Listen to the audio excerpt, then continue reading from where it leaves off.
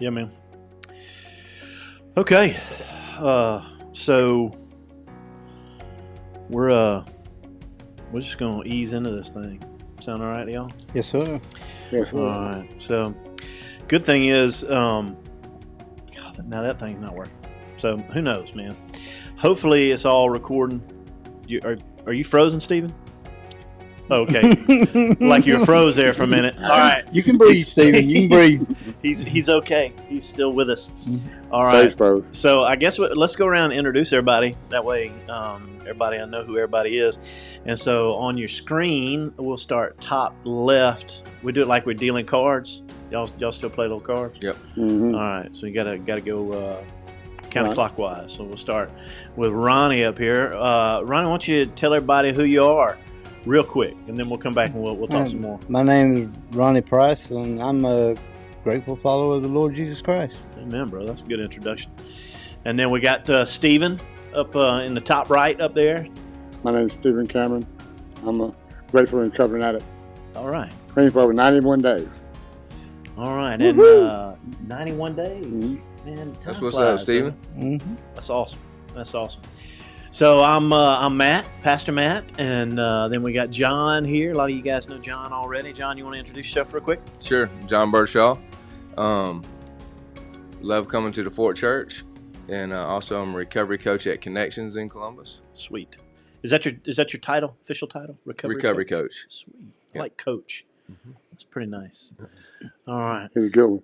So anyway, I think we're going to get in and talk a little bit. I think the whole goal here was to try and get to know Ronnie a little bit better, and then Stephen was the ride. Right? That's right. Because Stephen now look, I mean, sometimes you just gotta be humble, man, when you're getting blessed like this guy is. I mean, I told him Sunday, I said, "What make you want to live right?"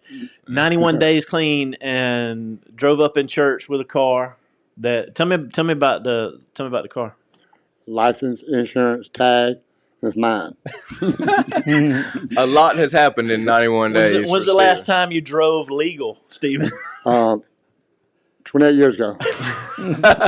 Golly. License, insured, tag. That's pretty sweet, man. Awesome. Well, I couldn't do it without John. Yeah, he pushed me to do it because I wasn't going to do it at first. I was going to put it to last, but he pushed me to do it. Now, it's something I'll never regret. I know that. God has had the wind behind Stephen. Yeah. For every good decision that he's making and following God with, big things have been happening very quickly for him through this. That's cool, man. Yeah, it's been very cool. So, yeah, and you think, you're not promised any of that stuff, and I mean, John, so many things that happen in your life, it's over time and you kind of get a little bit back. I mean, God's just showering you, dude, man. There's blessings on your life right now. Mm-hmm. And which is good because you're able to chauffeur some of your buddies around, right? The first blessing is my new friends. I mean, I love y'all guys. Oh, by the way, that's not just his car; it's our car. No doubt.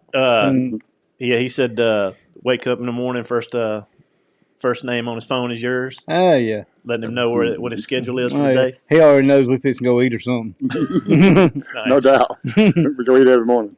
Now, how long have you boys known each other, Ronnie?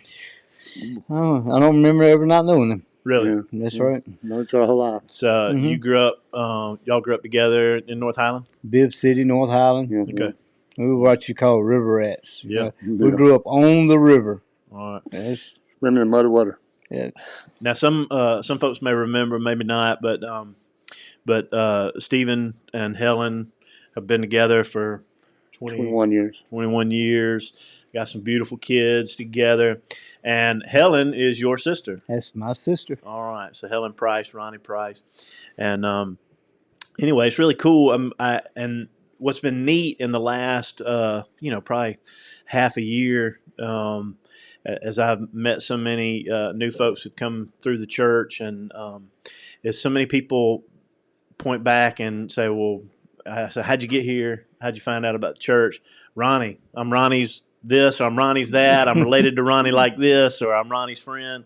And so God did a work in your life, and you haven't been timid about sharing it with folks. Oh, I love the Lord. I love spreading His message. I mean, it's what He calls us to do. Yeah, You man. know, and I've never been happier in my life. What was it you told me about if everybody that you invited to church came? Oh, yeah, the line would be out the door right now. Absolutely. Yeah. Yeah. Big thing is just you you meet these and some folks you've known for forever, and then you watch them kind of get back on track, and you just pray that they stay that course. Watch, and we of course we're talking about and when this plays actually today, all of us have lost a friend this morning, and found that. Guy who all of us love, and been able to watch him do so much better in this last year, and then lost him back to drugs, lost his life this morning. It's been a heavy thing for all of us. If we seem a little heavy today, that's on all of our hearts. But I mean, you guys have watched that happen a lot over the years, haven't you? Yes, I know 5 in the past month, and like John said, it's a war going on. Yeah. You know, and it's tearing families apart. It don't discriminate. Yeah. At all. No color barrier or nothing. None. And I mean, I've been down through there. I've tried every drug you can imagine, and a drug is a drug is a drug. You know, none are good. Yeah. You know, I've lost so many friends, family. You know, to drug use. It's madness. Yeah. How old are you? I'm 49 years old. Okay. All right. So a little bit older than Stephen and John here. So A lot older than me. I'm 21. yeah. Mm. I told you you need to be living right, man. You watch yourself. So you guys grew up together. Tell me about your background as a kid and kind of the path you got on. Like I said, I grew up. Both parents worked in the mills. Grandparents worked in the mills. Went to Bill Elementary School, all through elementary. Daniel Junior High, into Jordan. Me and my brothers went on vacation to Michigan one year when I was 12 years old, and come back to find that my mom and dad had gotten a divorce. Really? And that kind of played it put a big hurt on all of us, and it's like, was tearing us up between mom and dad, and we decided to stay with dad. Okay. And I ended up dropping out of high school actually with straight A's. When after a couple of years, I just got to where I didn't care anymore. Was running the streets, Were drugs a part of that? always. Yeah. How early on? I could remember taking pills and getting high as early as 13, 14 years old. Yeah. Very smart, though. It's very smart. Yeah. Very smart, yeah. So get into that lifestyle, and so what was that path like for you? I mean, what did life look like for you after dropping out of high school? I mean, where do you go from there? You still living at home with your dad, or I mean, what's going on? I was back and forth.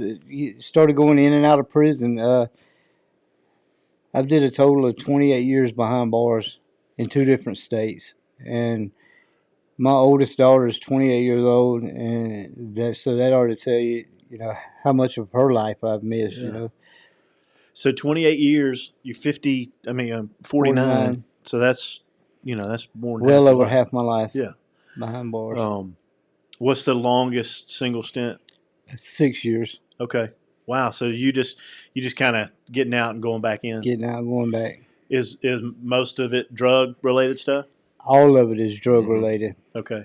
All right. One way or another. One way or another, whether it's stealing to feed myself, feed my habit, whether it's getting caught with drugs itself, manufacturing, it's all drug related. Mm-hmm. So manufacturing, so making drugs. Making drugs. Would that be meth? That would be meth. All right.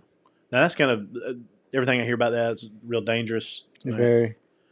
So how did you how did you get to there? I mean, like how long are you in this lifestyle before you start making, dealing? I mean, the dealing kind of happens almost immediately, right? Like you a little buy here, to sell a little. hustle a little here, a little there. You know, just to keep enough for me to do. You know. Yeah.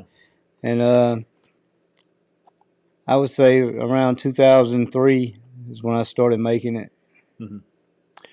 So now, how do you make that jump? Like you just, for me, I'm trying to imagine like you go from maybe hustling a little bit to, is there a step up in how much you're selling to the point where you go, hey, I'm gonna start cooking this, or you following somebody else's lead, you with somebody, I was shown how to do it, and it was like, man, I could get so much more with just cooking it myself. Mm-hmm.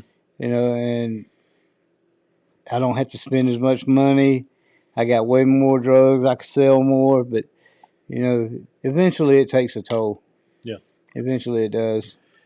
So where are you doing this? Just in whatever house you're living in? Whatever house I'm living in, I did it on front porch, did it out in the woods, riding around in cars. Man, it's just, I mean, anywhere. Now, at some point, I guess what's the stuff that is a key ingredient that they started regulating? It's in coffee. The Sudafed. Sudafed. Yeah. Yes. So is this like pre-regulation days or pre-regulation days? I remember buying boxes and boxes of the stuff. So what do folks do now that it's regulated so heavily? What are they using? Or are they just stealing it? Or well, actually, it's just become so cheap now. It's just cheaper to buy it than it is to make it now. Yeah. What did you say? Back then, I use a lot of bug spray nowadays. They use a lot of different stuff. You never know what's in it. Thompson water seal. All kind of stuff. You never know what's in it. Yeah, that's you never know what's in it. You still buy the pseudoephedrine, but it's like you only get a certain amount per regulated. Right. It's regulated, and so it has become so much cheaper to just buy it now. Where's it coming from? Everywhere. Mexico. A lot of it's from Mexico. That's what I was wondering. It's coming from a lot of it's from Mexico, and it's way cheaper than it's ever been. So I mean, making your own you don't have to worry because there's like an overflow of it to where it's really cheap. Abundance, and everybody's trying to sell it. Of course, the thing that is that's killing so many people. I want to get back to your story, but the thing that's killing so many people now is the fentanyl, right? That's coming from China. Is that what I hear? That's what. And y'all explain to folks if you know, I mean, why this stuff is going into heroin, I guess into other drugs as well. I mean, is it because it's cheaper, kind of a synthetic thing to? It's cheaply made. All right, it's a lot easier to get into the country, and it is 50 to 100 times more powerful than morphine. And addictive. Yeah. And very addictive. And killing people all over the place. Yes. Fentanyl is definitely the deadliest drug ever. Yeah. So on the street, when people are buying heroin with fentanyl, do they always know that's what they're buying? No. So is it like a way to cut the heroin? Because it's cheaper. You never know how much of it is fentanyl, how much is heroin. Mm-hmm. Yeah, and then it started cutting other things with the fentanyl, like Xanax, ecstasy, methamphetamine. All of it's being cut with fentanyl now, and it's just. Or laced with it one. Yeah, or lacing it, yeah. And it's dangerous. Very dangerous. Very dangerous out there. I mean, it's dangerous enough before, right? Yes. Well, I get curious about this. I got limited experience, so, but yeah, it's interesting to hear the perspective. You watch cop shows or whatever, but it's interesting to hear perspective from folks who've been on the ground with it. So all right, so you're in your teens. You kind of hustling your way through. At what age do you spend your first real jail time? Whenever I was 18, from 18 to 21, I did a good 3-year stint right there. I got out, and let's say I went in 90, got out in 93. That's when my first daughter was born at the end of 93. And just kept going back and forth, back and forth, back and forth. Just wasn't learning. Yeah. You get out, break parole, or I mean, most of it was I would be on parole or probation, and then I catch another charge, and that would just keep adding to the parole or probation when I get out every time. But You basically just gave the parole back to him. yeah, but I'm happy to say, as of February the 27th of this year, that'll be the first time I've been off paper, parole or probation, since 1988. Praise God. That's awesome. So, all right. So, a lot of people are not going to know that expression. To be off paper just means that you're not up under any kind of government supervision, right? I mean, you're not on parole, not all right. So, off paper. That was a new one for me. So, for the first time since 1988, you'll be free and clear from government supervision. Yes, sir. It's pretty cool, man. It is. That's a milestone. Cool. Yeah, it is. I'm coming. Yeah. So spending that much of your life in jail, people's talked about being institutionalized. Do you relate to that at all? Well, I used to consider myself being institutionalized, but not anymore, because when you're institutionalized, your mind's held captive. Right. All right. My mind's free right now. Yeah. I'm free, you know. But, you know, and some things that help me keep my mind free now is the last time up until a couple of years ago I heard my oldest daughter call me daddy was when she was 5 years old. Yeah. And a couple of years ago, up until a couple of years ago, my kids called me Ronnie. Yeah. And they called me Dad again. Yeah. Great. That's awesome. How about that, brother? That's awesome. That's awesome. How many children do you have? I have 3. All right. And 4 grandchildren. Yeah. So tell me, is the relationship restored with all of them? Yes. Is that right? Yes, it is. I mean, yes. Man. That's a miracle right there, bro. It is. Tell me about them. Oh, well, 2 of my daughters live in Americas. Yeah.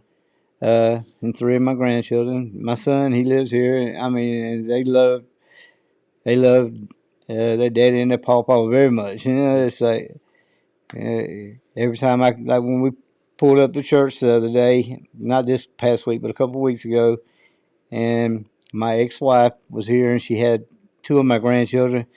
They took off running across the parking lot when they seen me pull up. You know, it's just, man, it's nothing like it. It's a great feeling. Yeah.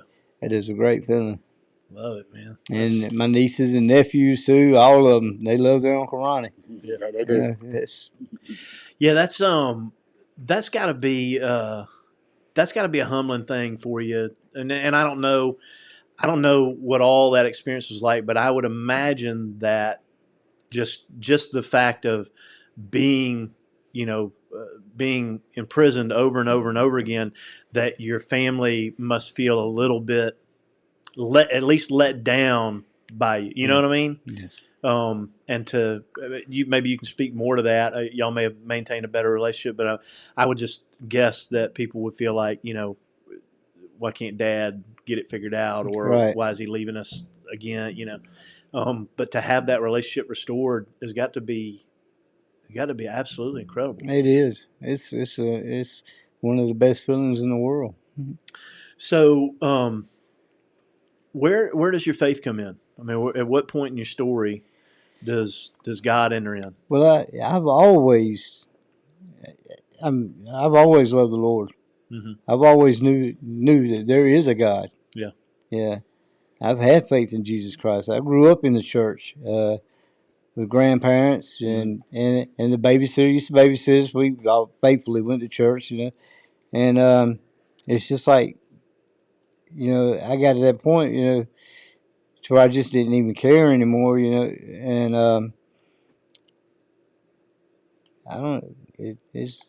It's hard to say. I got back real strong back into my faith several years ago. I don't know if y'all know who Blake Russell is. Mm-hmm. Okay, Blake Russell. He started a ministry on 4th Avenue. It's called the House on 4th Avenue. Mm-hmm. And he actually said, he hit me up on Facebook because I was doing good. I was going through a program at the time.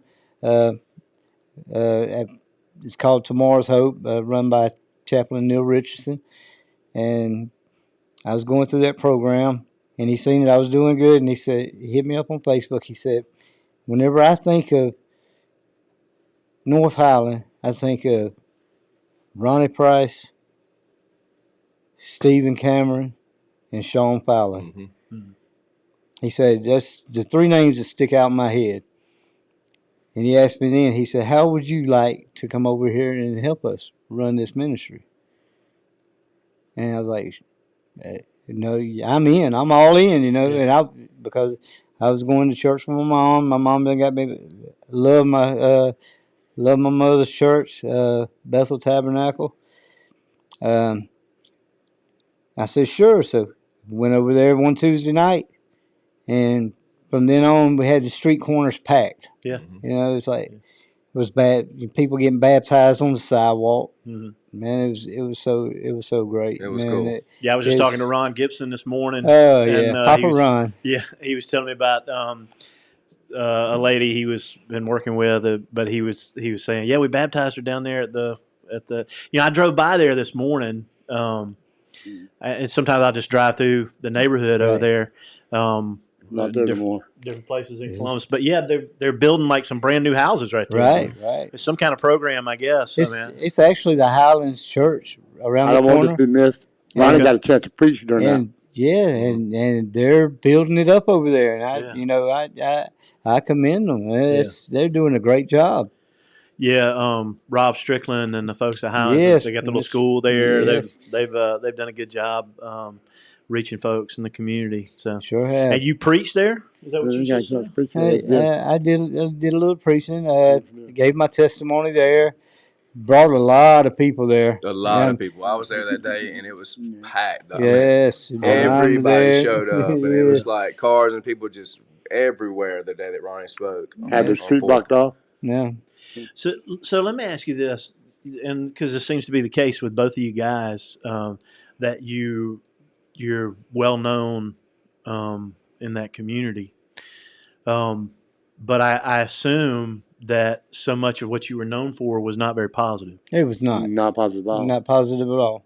I mean, were y'all well known because of you were the people knew that they could get drugs from you, or I mean, did it have to do with? I know Stephen's stories. There's a lot of violence involved in Stephen's. A lot of violence. Yeah. I mean, is that? I mean, like you guys are the tough guys. You guys are where the drugs are. I mean, basically. Yeah. Yeah. Everything was well known for was not good, except for maybe I'm an artist.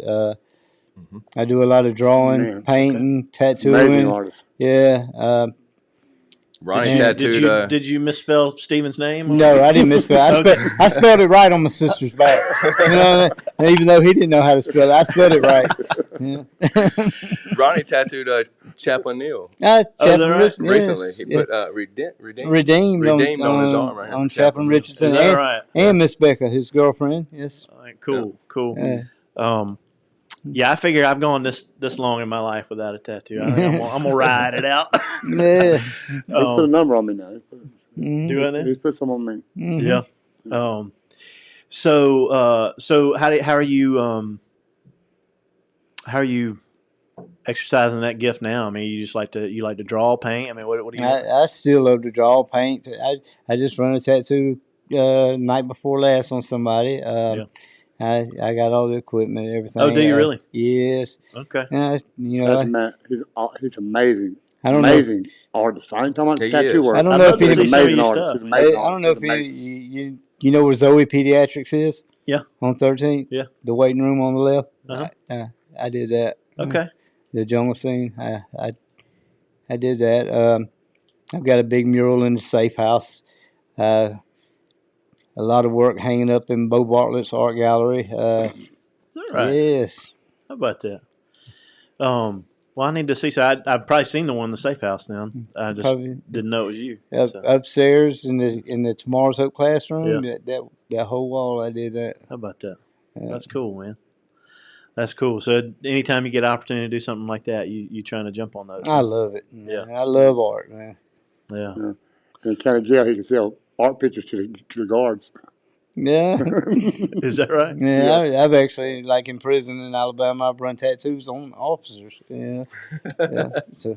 How about that? How about that? Yeah, it can happen. Yeah, because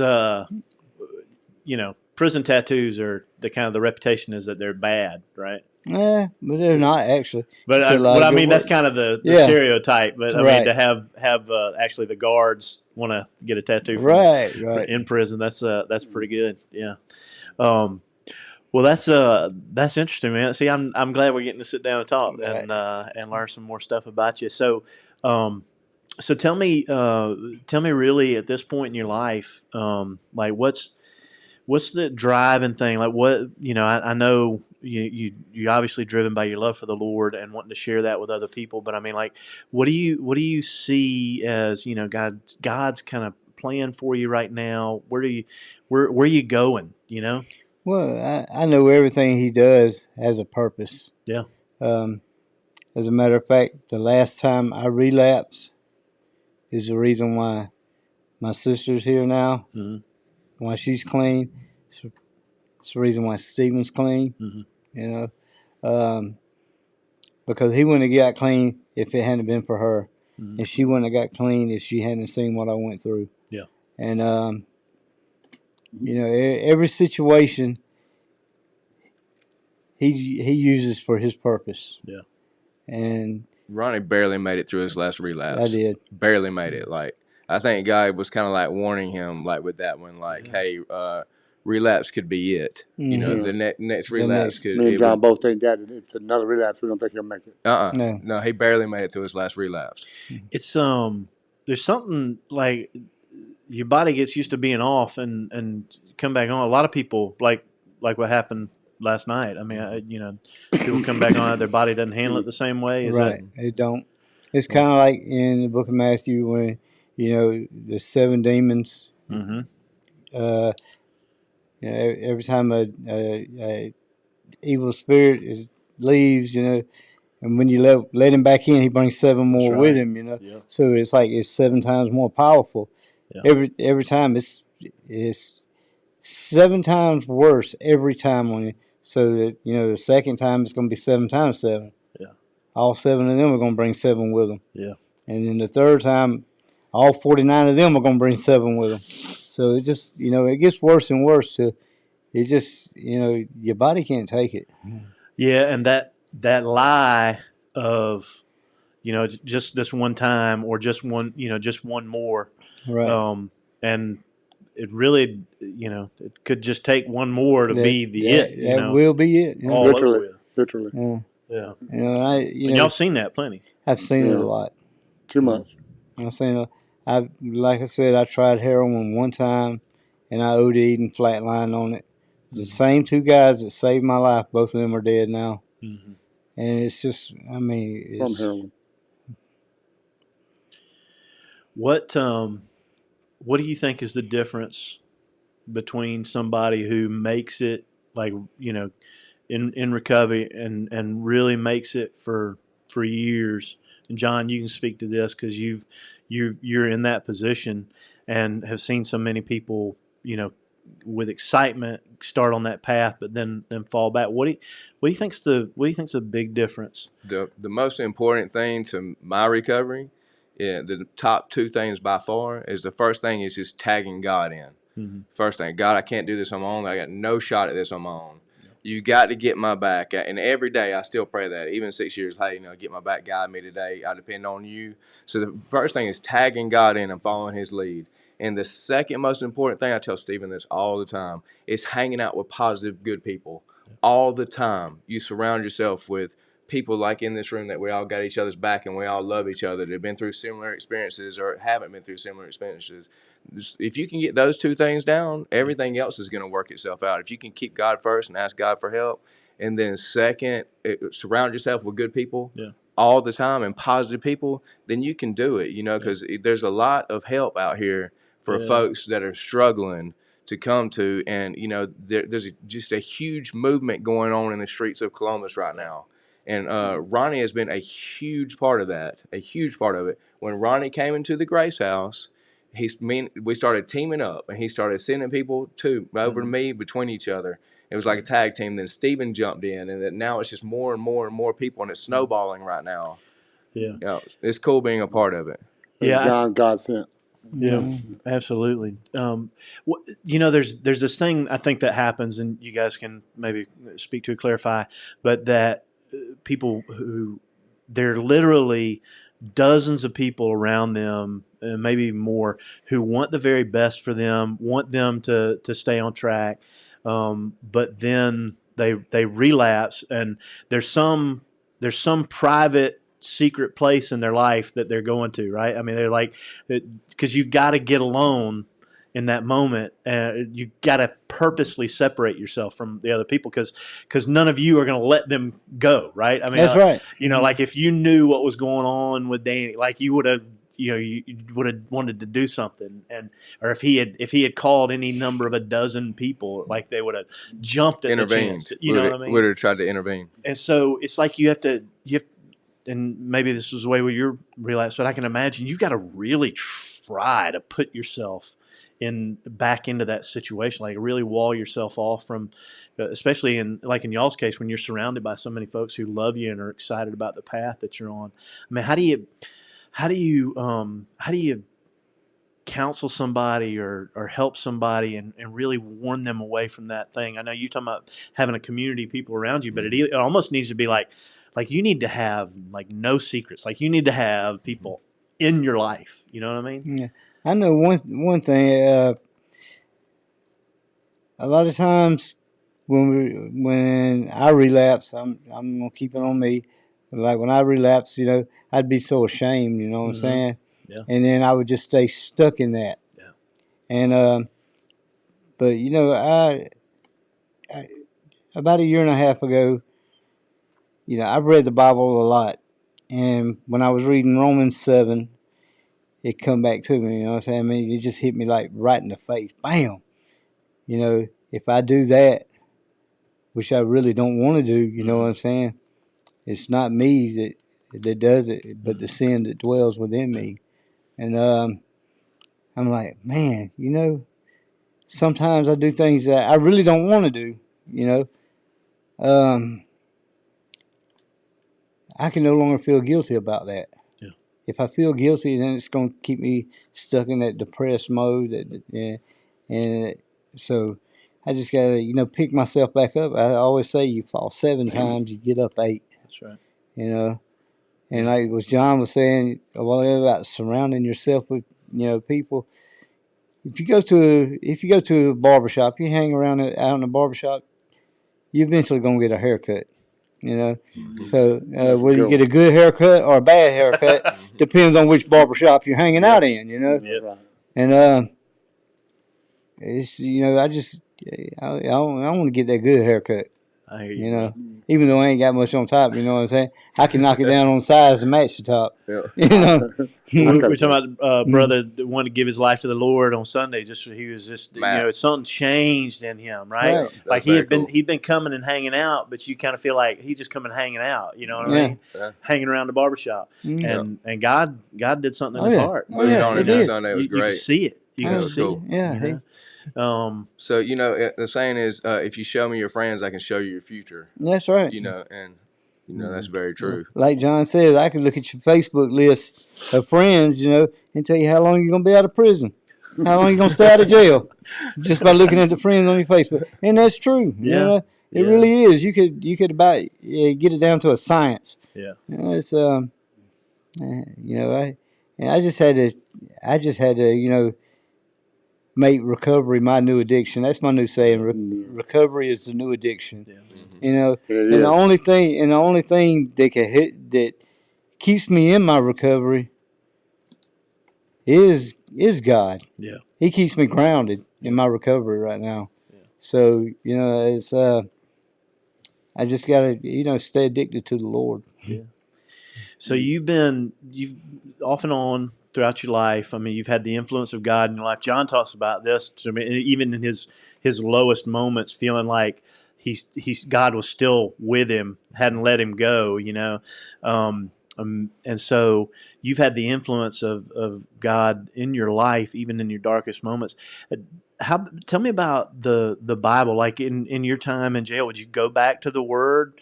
Would you go to I know they've got, like at the jail here, they got the faith dorm, and the people come in and have services. Tell me about that. Was there kind of off and on again pursuit of God during that I time? know. Every time I went back to jail or prison, I always picked up the Bible, and some people say, "Oh, I'm not with that jailhouse religion or whatever." To me, there's no such thing. Either you're getting it or you're not. Yeah. There's no such thing as a jailhouse religion. Mhm. All right, it's in you, or you would never pick it up. Right.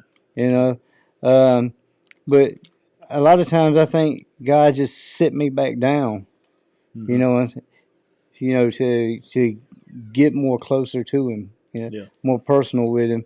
And each time I got more and more closer, and it's amazing that there's some things I didn't know, even though I just like read over it, and then when I go back through it again, it'll jump back out at me, and man, it's just each time He's showing me more and more. Yeah. And Are there certain passages that you hold on to? They're like because it's all wonderful, right? God speaks to us there. But I mean, I know for me, there are certain passages like John chapter 10, Luke 15. I mean, there's certain stories that they're just part of who I am. You know what I mean? I mean, you got any passages like that? Sure, a bunch of them. Matthew 11:28. Come to me, all you burden and heavy laden, and I will give you rest. Yeah. He's because he died on the cross, so that we could cast all this stuff at His feet. Yeah. He took that upon Him, so that we did not have to carry it upon us. Yeah, man. Get rid of that stress, that weight, and then of course Philippians 4:13. I can do all things through Christ who strengthens me. Yeah. And He does. It's all I have to do is just call on Him. Yeah. That's it. Just call me. Come boldly to the throne. Yeah. Don't be afraid to say, "Hey, I am." I love Jesus Christ. Don't be afraid to call His name out. Yeah.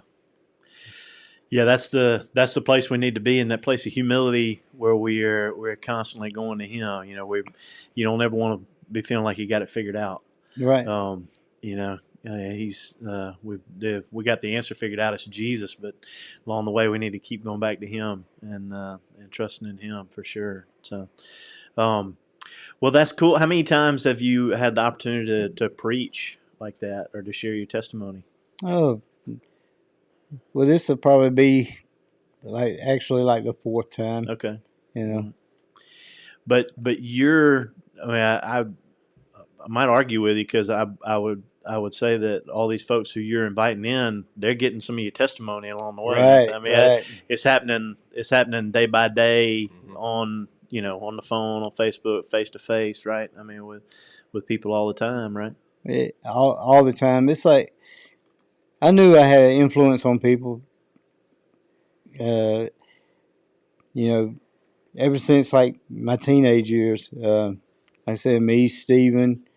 There was a lot of us around the neighborhood, that had a very powerful influence on everybody around us, and it wasn't in a good way. You know, it was like, hey, they would follow us. If we jumped off this bridge, they're jumping too. Yeah.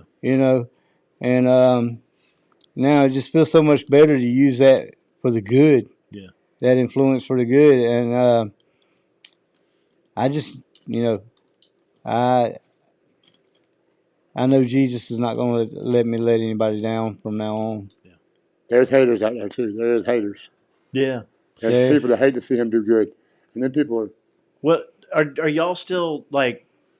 I mean, the next generation behind you. There's some Steven, there's some Ronnie that's 20 years younger than you guys. I mean, that's coming through North Highland right now, right? Right. There are. I mean, There are. do you guys still have any connection with that next generation of folks? I mean, Oh, yes. I mean, I would imagine some of them probably related. A lot of them relate. A lot of them look up to us. Yeah.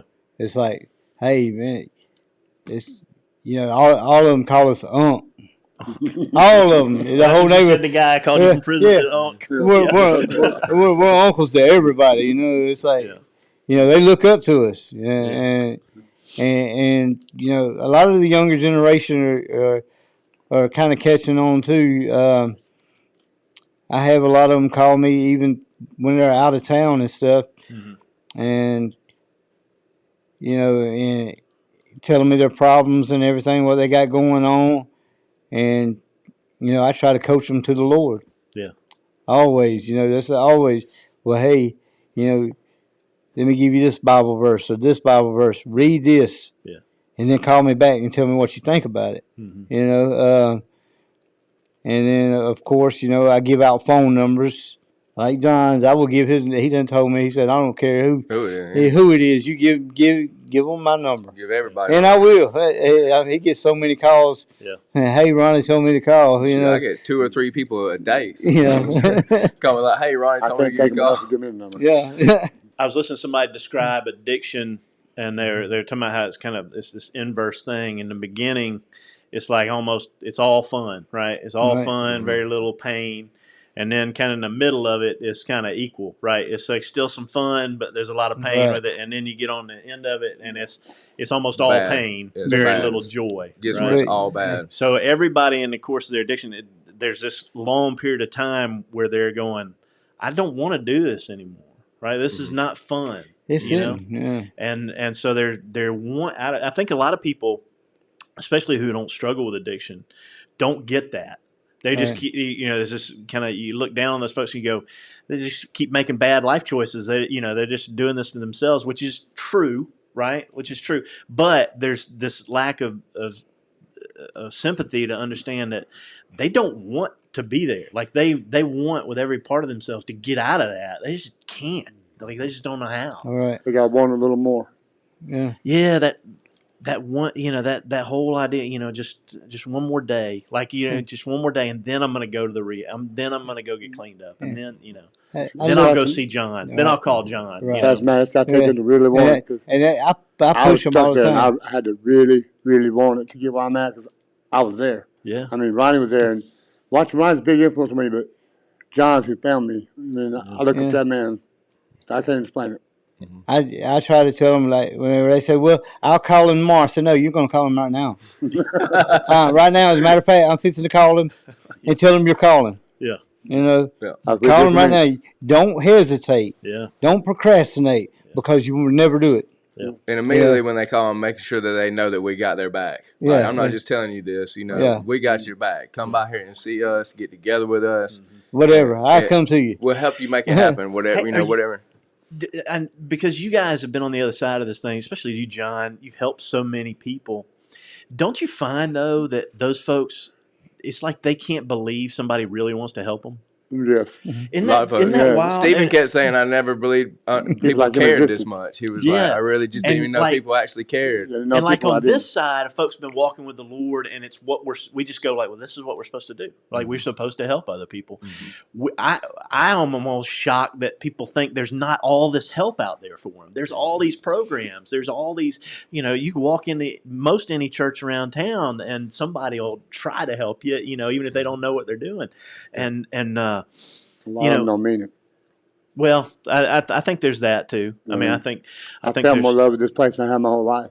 Yeah. Yeah. That's God's been good to us, man. God has loved us, and just it's like you said, though. It's like you said. A lot of people don't believe how that there are people that do care. I didn't know It's that. kind of like my sister, you know. When I left my mom's that night going to the Bradley Center, and the Bradley Center said no, they couldn't take me because my blood oxygen level was down too low. My blood pressure was 221 over like 180, Mm-hmm. and that was just stroke level. And they said we can't take you. You got to take him to the emergency room. Took me straight to the emergency room at St. Francis. They drew my blood, and the doctor come around there and said, "No, we're admitting you. You have MRSA in your blood. Uh, you have blood poisoning, and it could kill you." Yeah. And when I woke up the next morning, my case manager was sitting beside me. She said, "Well, how are you doing today?" I said, "Well, I feel, a little better than I did yesterday." She said, "I just want you to know we just dropped your sister off at the Trinity House. She's going to get help." Boy, I just broke down. Yeah. It's a great feeling. Yeah. And whenever I talked to Helen, she said, "Yeah, all I did was told them, yeah, I want to quit. I'm ready for help." Yeah. And she said they was right there, boom, Yeah. straight to the house. Yeah. And then, it's sometimes it takes that, and it takes one person to make that first step. And I'm glad she did, because then now I got my brother back. That's right. You know, Your brother, who's since the last time he was in here on camera, has gained 40 pounds. He said. Hey, Yes. all muscle. Yeah. Right. All right, so we were out in the parking lot one Sunday, and somebody that I guess had heard y'all were going to church and were doing better was out there, and it may have been Jason and Mindy. Mandy, Jason. Mandy. Mhm. Mandy. We had, they got the dog in the. Yeah. Yeah. Anyway, they were very sweet. They gave me a Valentine's. Thank you. They guys. did too. It had Yeah. a puzzle with it. Yeah, It had yeah. a puzzle with it. I thought it was Well, I really cool. had some Yeah. chocolate in there, a little Yeah, note. it had like chocolate. And yeah, mine yeah. had chocolate and a little puzzle. It was cool. Was very sweet of them. But I think you were talking to them, and they were just saying how good you guys looked and how good Helen looked, and how she was just glowing. She said, "I swear I'm not pregnant." Yeah. Yeah. Oh, I thought that was so good. Yeah. But But she always said that when anybody tell her when she was pregnant, she's glowing. yeah, And I guess 'cause she was clean, you know what I mean? yeah, Now she just got that glow about her all the time. Yes. To Mhm. me, she's always glowed like that. dude, you look night and day. Yeah. You were talking about even in my we talked about the tattoos and stuff. In my eyes, those things are even kind of disappearing. I don't even it's I don't even see it. You know what I mean? Yeah. You look different, totally. Thank you. Um, Got all y'all to think, all the way over to Garrett. Yeah. So yeah, man, it's beautiful what God's doing, and I think it's like I told Stephen, he said Sunday, he said, "Man, I'm not going back. I just know I'm not going back." I said, I "Man, said never say never, but I just not say it never. but I said, man, there's nothing for you back there." Nothing. I said, "But all the stuff, Awesome. all the stuff God's got for you in the future." Yes. I mean, Yeah. That's so awesome. That's awesome. much. You said Mhm. that's You, awesome. you That's see awesome. the lives you guys are touching. I mean, God's got so much in store for you, Ronnie, for you, Stephen, for you, John, and the lives y'all are touching. How that is going to leave a legacy down. The renewal of that relationship with your children Oh, wow. is huge. Yes, it is. Huge for their future, for the future of their children and your grandchildren. I mean, it cannot be overstated That's how right. giant that is. That their father, grandfather, ultimately, man, he did a lot of stuff wrong, and he was known for doing a lot of wrong stuff. But the thing that I know him most for is that he bowed his knee before the Lord and gave his life over to him and gave his life to helping others. And all that other stuff just put him right where he needed to be so that he could give his life over to the Lord. And that's going to be the legacy that you leave them. And that's incredible, man. I know I'm nowhere near where I need to be, but I'm sure I'm a lot further than where I used to be. Absolutely. And, You're amazing, Ronnie. Amazing. and I just, I want to thank God for giving me all the support. My church family, the programs that I was in, Chaplain Richardson, Mm-hmm. the whole Safe House Ministries, my mom's church. My mom, man, my mom, she has took on a lot. Yeah. I know she used to be an addict. Mm-hmm. Yeah, and something happened, tragic, and she turned her life all the way around. When that happened, she adopted my nephews, just so the state would have no say so in the matter no more. And and she's did a wonderful job. I can't, and I really look up to her. People that that's had things happen and just turn their life around. I just, I look up to them. Yeah. It's amazing that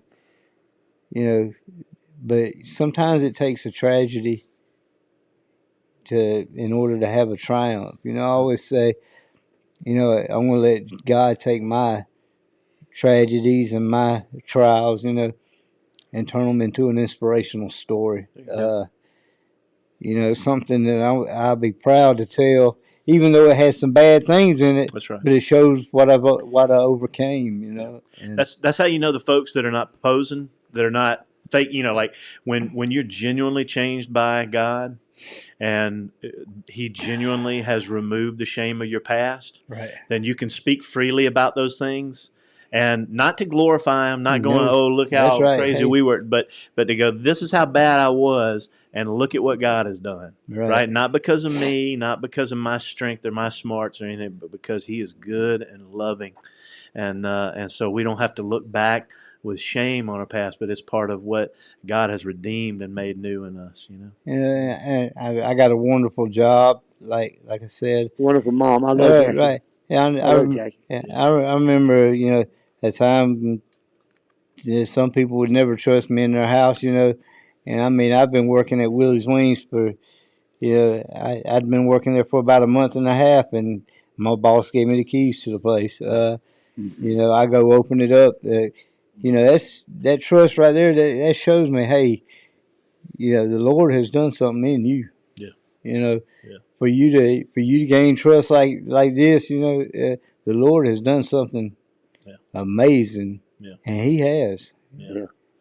Just So more in I store. experienced a very similar situation with when I was in Journey to Recovery and went to work with Danny Walker at City Premier Graphics. I had been there about a month. He handed me the keys to the place. He let me take his van for the weekend because me and Chrissy didn't have a car then. That meant a lot to me. Like somebody trusting me like that, gave me the alarm code and the keys and stuff. I needed that, like to see somebody trust me now. So I went through a very similar experience like Ronnie's talking about in recovery. And now you guys are in position to help other folks. Oh, yes. And that's, there's just going to be more and more of those stories coming. And they got the wheels to do it now. Yeah. Yes. Steven's right. I know helping me. God be the glory. I mean, helping others really helps me. Absolutely. It does. Absolutely. I mean, I might go out and buy shoes and hats all the time, but I promise you, if somebody walked up to me right now and said, "Hey, I need a pair of shoes," they'd be on their feet. They got a match. No doubt. No doubt. Hey, I got to give them the hat to match shoes. You know what I got to give them the hat. So we are honestly all ready and down to go help people at any time, whatever it is, moving, helping Lauren at her house. Me and Steven got down cleaning over there 2 or 3 times for hours, Like we really are down to like go and help people like at extreme levels on whatever way that we can and where people need us at. Yeah, that's for sure. And I hear that Steven can really clean a kitchen with a toothbrush. Steven is very thorough, and I am too. Speaking on going through extremes to help people, I mean, I remember I rode with John to take this guy out to the driver's license place to see about getting his ID. And we got a speeding ticket and got in a wreck in the same day. It's like crazy, Sure. And John said, "Oh, it's okay." You know what I'm saying? It's hey. Yeah. And then I tell you, at least keep you with some stories to tell, won't it? It does. We sit back and listen and just, joke around with each other. And I remember when John rocked the mullet, the big long hair. And he had the old, what they called the birdhouse. It was my apartment. It was nuts. It was wild over had there. a big in the loft birdhouse. up in it. Yeah, it was It wild. had like an upstairs loft. Yeah. It was pretty cool. It Looked like a treehouse or Right. something. It was built like a treehouse. It was, All right, when we get into we may have to wait till next episode to get into more John Bertishaw That's stories. right, I know how that goes. We've been talking for almost an hour here, which I can't believe it's passed by really quick. So anyway, you guys gonna go eat some supper with me? Sure. Sir. Yeah. All right. Cool. Well, John's gonna go back to work. We won't worry about him. But listen, man. Thanks y'all for. I appreciate y'all coming in and talking, and we'll go hang out some more and talk some more. Y'all get to miss that, but appreciate y'all watching and do share Ronnie's story, share Steven's story, share John's story, and if you got their number, share their number with somebody who needs help. They're telling you that they're willing to help, and that's true for me too. If you got mine, you share my number with somebody who needs help. So 706-257-2116. there you go. That's what's There up. you go. Yeah. Awesome. 706-593-3497. 706-888-3526. 229-322-5891. So listen, we love you guys. I love you guys. Thank y'all for being here, and we'll do it again soon. Okay. All Yes, right, sir. cool. All I right. enjoy it. I enjoy it every time. Good Every job, time I'm guys. around y'all, I enjoy it. Awesome.